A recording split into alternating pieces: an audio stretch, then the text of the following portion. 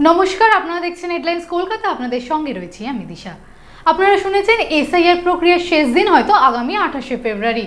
হয়তো হয়তো খুব শীঘ্রই, মানে আগামী মাসের শুরুতেই, মার্চ মাসের শুরুতে দিনক্ষণ ঘোষণা হতে পারে বিধানসভা নির্বাচনের। কিন্তু প্রতিদিন রাজ্য রাজনীতির অন্দরে কোনো না কোনোভাবে বড় সড়ো চমক লেগেই রয়েছে, একটার পর একটা চমক আসতেই চলেছে। আর এবারের চমক সরাসরি উত্তরবঙ্গ থেকে। পাহাড়ে তো ধস লেগেই রয়েছে, সেই খবর আমরা তো রোজই পাই, কিন্তু এবারের ধস রাজনৈতিক শিবিরে। এবারে সরাসরি ধস লেগেছে পাহাড়ের বিজেপি শিবিরে। কারণ দীর্ঘদিনের মান অভিমান ও একরাশ ক্ষোভ উগরে দিয়ে সরাসরি পদ্ম শিবিরকে বিদায় জানালেন সেই দলেরই বিদ্রোহী নেতা বিষ্ণুপদ শর্মা। আজ তৃণমূল ভবনে শিক্ষামন্ত্রী ব্রাত্য বসু এবং পশ্চিমবঙ্গ সরকারের ক্যাবিনেট মিনিস্টার শশী পাজার উপস্থিতিতে আনুষ্ঠানিকভাবে পদ্ম শিবিরকে বিদায় জানিয়ে সরাসরি, বলতে গেলে পাকাপাকিভাবে আনুষ্ঠানিকভাবে ঘাসফুল শিবিরে যোগদান করলেন সেই পদত্যাগী বিজেপি বিধায়ক বিষ্ণুপদ শর্মা। যোগদানের শুরুতেই বিজেপির বিভাজন রাজনীতি নিয়ে তীব্র আক্রমণ শানালেন ব্রাত্য বসু। তিনি বললেন, আমরা পাহাড়ের কোনো গুন্ডাকে নাই, বরং একজন ভদ্র মানুষ যিনি মুখ্যমন্ত্রীর আদর্শে উদ্বুদ্ধ, তিনি স্বইচ্ছায় এবার আমাদের তৃণমূল শিবিরে যোগদান করেছেন। সমস্ত অর্থেই বিজেপির সঙ্গে সম্পর্ক ছেদ করে কেন ছেদ করেছেন না করেছেন, এটা বিষ্ণুপ্রসাদ শর্মা, লেখক, সাংবাদিক এবং ভদ্রলোক, পাহাড়ে কেউ কেউ আমরা দেখতে পাচ্ছি নিজে থেকেই বলছেন যে আমি পাহাড়ের গুন্ডা।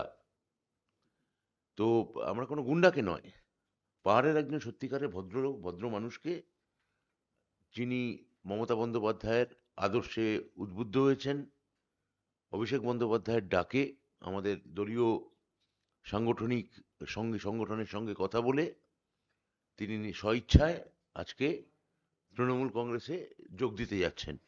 এখন সেই যোগদান পর্ব হবে।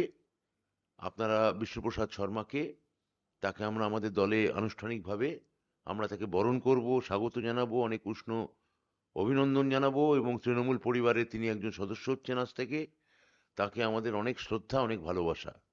আমি এই নিয়ে ডক্টর শশী পাঁজাকে দুটো কথা বলার আগে আমি বলবো, একটা কথা বলে নিই। আপনারা আজকে দেখেছেন আমাদের দলনেত্রী মাননীয় মুখ্যমন্ত্রী, তিনি আবার আমাদের প্রধানমন্ত্রী, তিনি বাংলা এবং বাঙালি সংস্কৃতির প্রতি জ্ঞানের আবার আজকে একটা স্বাক্ষর তিনি রেখেছেন, নমুনা তিনি রেখেছেন।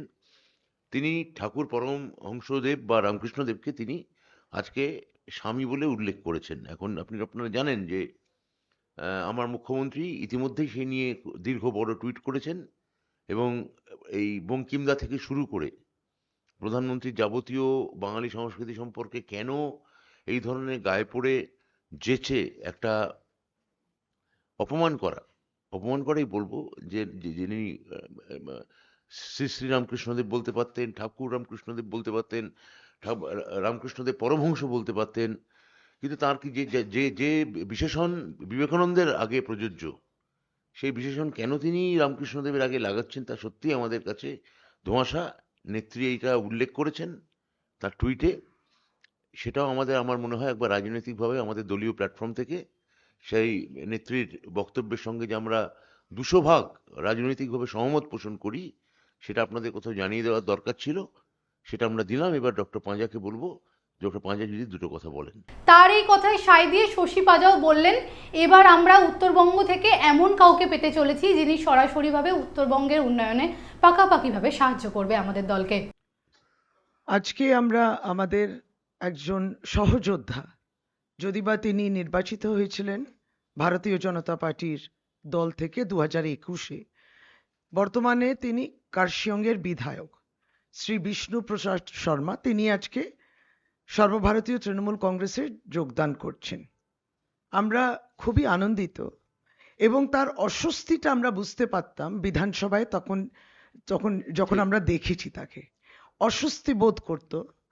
ভারতীয় জনতা পার্টি কোনো গঠনমূলক বক্তব্য কিংবা তারা কোনো তর্ক বিতর্কে সঠিকভাবে যুক্তি দিয়ে যোগদান করতেন না। তারা গঠনমূলক রাজনীতিতে যে বিশ্বাস করে না, সেটা বিধানসভাতে প্রত্যেকবারই যখন সেশন হতো আমরা দেখতাম। কিন্তু সেই অবস্থায়, সেই পরিস্থিতিতে বিষ্ণুপ্রসাদ শর্মাকে যখন আমরা দেখতাম, যেখানে তিনি বসতেন বিজেপি গ্যালারিতে, তার কিন্তু অস্বস্তি হতো। তারা ওয়াকআউট করলেও তিনি বসে থাকতেন, কখনো কখনো হুইপটা এত জোর দিত যে তিনি বাধ্য হতেন উঠতে। কিন্তু সবসময় তিনি মমতা মমতা বন্দ্যোপাধ্যায়ের বক্তব্য, বাজেট সবগুলোকে তিনি সমর্থন করেছেন। অত্যন্ত মামাটি মানুষের মতো একটি অত্যন্ত সাধারণ, বলবো কিন্তু অত্যন্ত গুরুত্বপূর্ণ গোর্খা লিডার। উত্তরবঙ্গের তার পরিশ্রম, তার সমস্ত রাজনীতির উৎস সেই জায়গা থেকে। তিনি কৃষক, সুতরাং খুব সাধারণ মাটির মানুষ আজকে মামাটি মানুষের দলে যোগদান করছেন। আমরা সত্যি খুব খুশি, আনন্দিত। শ্রী বিষ্ণুপ্রসাদ শর্মা নিশ্চয়ই আরো বিস্তারিত বলবেন। মমতা বন্দ্যোপাধ্যায়ের সঙ্গে তিনি কাজ করতে চান, তৃণমূল কংগ্রেসে যোগদান করে অভিষেক বন্দ্যোপাধ্যায়ের সঙ্গে তিনি কাজ করতে চান, তাদের থেকে দিক নির্দেশ নেবেন। অনেক কিছু তিনি এখন স্বপ্ন প্রত্যাশা যেগুলো দেখতেন, যেগুলো পূরণ হয়নি। ভারতীয় জনতা পার্টি বলে এক, করে একদম বিপরীত, সেটা তিনি বুঝেছেন এবং এতটাই সৎ তিনি বলবেন, এতটাই সৎ। তিনি মানুষ দ্বারা নির্বাচিত হয়েছিলেন ওই সিম্বলতে। তিনি তাই জন্যে মানুষকে ধোঁকা না দিয়ে এই টার্মে থাকতে থাকতে অবশ্যই প্রতিবাদ জানিয়েছেন ধ্বংসাত্মক রাজনীতির বিরুদ্ধে ভারতীয় জনতা পার্টির। বিধানসভায় তিনি তার ব্যবহার আচরণ থেকে আমরা বডি ল্যাঙ্গুয়েজ থেকে বুঝেছি। কিন্তু এই শেষের দিকে তিনি কোনো প্রত্যাশা না রেখে আজকে যে যোগদান দিচ্ছেন, তিনি কিন্তু একটা বড় নিদর্শন রেখেছেন। Welcome to all India Trinamool Congress Shri Bishnu Prasad Sharma. তাকে আনুষ্ঠানিকভাবে আমরা তার হাতে দলীয় পতাকা তুলে ধরছি।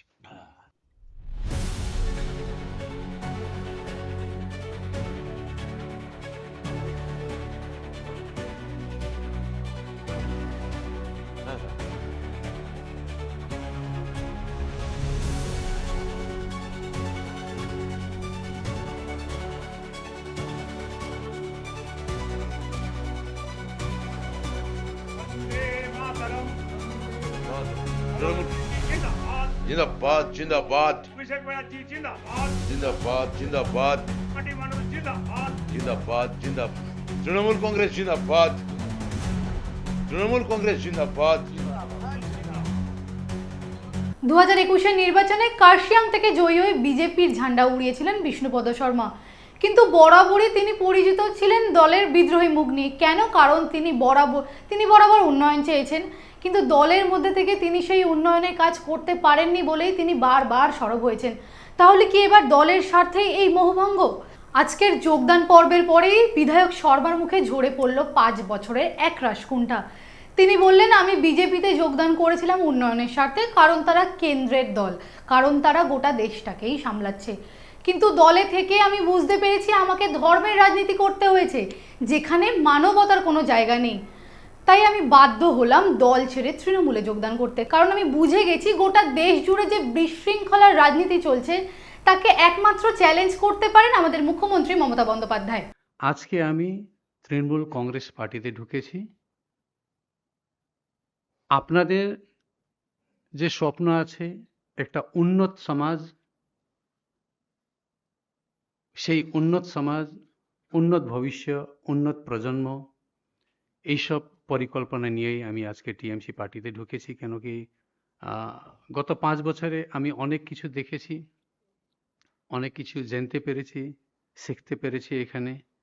তো আমি এই গত 5 বছরে দেখেছি যদি উন্নয়নের জন্য আমাকে যেতে হবে, আমাকে রাজ্য সরকার যে করতেছে, যে ধরনের একটা পলিসি নিয়ে কাজ করতেছে, আমি জানি আমি যে দলে ছিলাম সে দল থেকে কেন্দ্র থেকে টাকা পাঠাইতো না, তার সত্ত্বেও এখানে উন্নয়নের কাজ থামেনি। আমি একটা জিনিস জানতে পারি, গোটা ভারতে যে একটা বিশৃঙ্খল রাজনীতি আছে, যে যে আজকে রাজনীতি যে পর্যায়ে চলে গেছে, যে অবসান আছে, ওই রাজনীতিকে চ্যালেঞ্জ যদি ভালোর জন্য কেউ করতেছে কোনো একটা মুখ্যমন্ত্রী, তো গোটা ভারতে আমরা একটাই চেহারা দেখতে পারবো, সেই চেহারা আছে মাননীয় মমতা ব্যানার্জি। তো আমি 5 বছর সেখানে বসে অনেক দেখলাম, আমাকে অনেক ব্যথা হইতো, আমি দল ছাড়তে পারতাম না। কেন কি জনগণের একটা স্বপ্নের উপরে একটা প্রশ্ন উঠতো আমার জীবনে। আমি সেখানে কুণ্ঠা নিয়ে বসেছিলাম, কেন কি আমি একটা মানুষ, আমি যখন জন্ম নিয়েছি আমি একটা মানুষের রূপে জন্ম নিয়েছি। আর আমি জানি মানুষের দুটোই জাত হয়, স্ত্রী আর পুরুষ, আর মানুষের একটাই ধর্ম হয়, মানবতা, হিউম্যানিটি। কিন্তু আমাকে এইখানে ধর্মের রাজনীতি করতে হচ্ছে, তার জন্য স্লোগান দিতে হচ্ছে।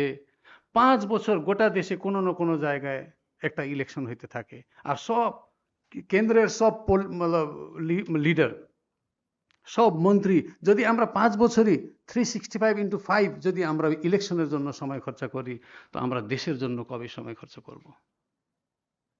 আমরা যে বিশৃঙ্খল রাজনীতিতে যাচ্ছি, এটা আমাকে ভিতরে ভিতরে পিঞ্চ করতো অনেক কিছু। আর তারপরে আমার গোর্খা জনগণ, 17 বছর ধরে গোর্খা জনগণ অন্ধকারে আছে। একটা আলো, বিজেপি টর্চ লাইট দেখাচ্ছে, ওই যে এটা তোমাদের আলোটা, এটা এটা এটা সূর্য, টর্চ লাইটকে বলতেছে এটা সূর্য।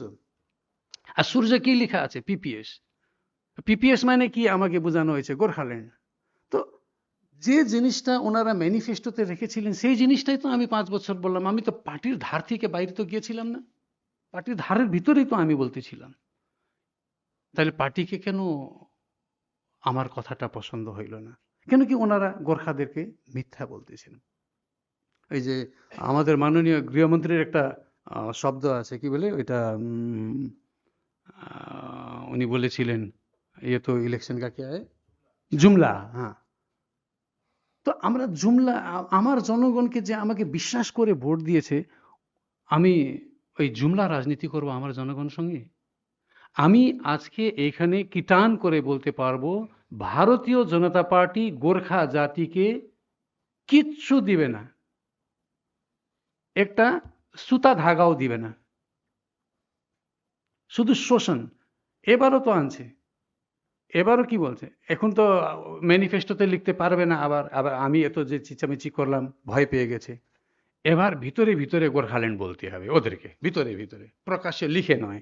তো কি করছে? ইন্টারলোকিটর বলে একটা লোককে পাঠাইছে।